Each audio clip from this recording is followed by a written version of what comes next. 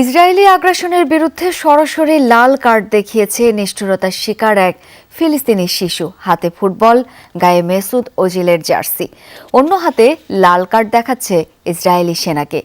অভিনব এই প্রতিবাদ টুইটে শেয়ার করেছেন জার্মান ফুটবলার ওজিল নিজেই।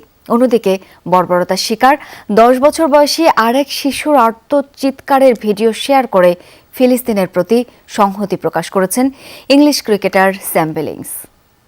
I'm always sick. I'm always, I don't know. I can't do anything. What do you expect me to do? Fix it? I'm only 10.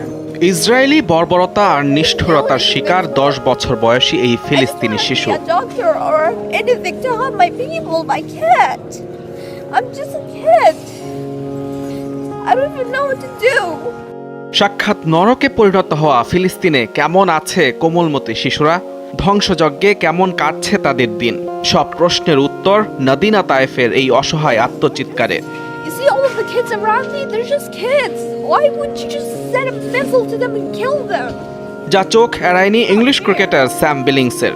টুইটে 1.5 মিনিটের এই ভিডিও শেয়ার করে সংহতি প্রকাশ করেছেন ফিলিস্তিনিদের প্রতি। পাশাপাশি ইসরায়েলে আগ্রাসন বন্ধের দাবিও তার।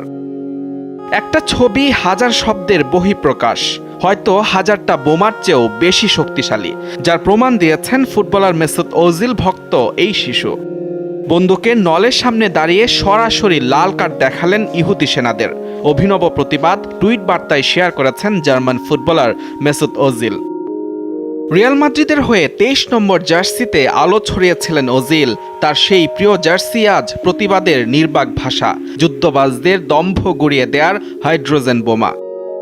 যার বাহক কোমলমতি এক শিশু, এক হাতে ফুটবল, অন্য হাতে লাল কার্ড দেখিয়ে বুঝিয়ে দিল শান্তির পৃথিবীতে যুদ্ধবাজদের জায়গা নেই, শিশু হত্যাকারীদের ছাড় নেই, তোমরা অনাহত বেরিয়ে যাও। মুজরিম বিন তারেক, যমুনা স্পোর্টস।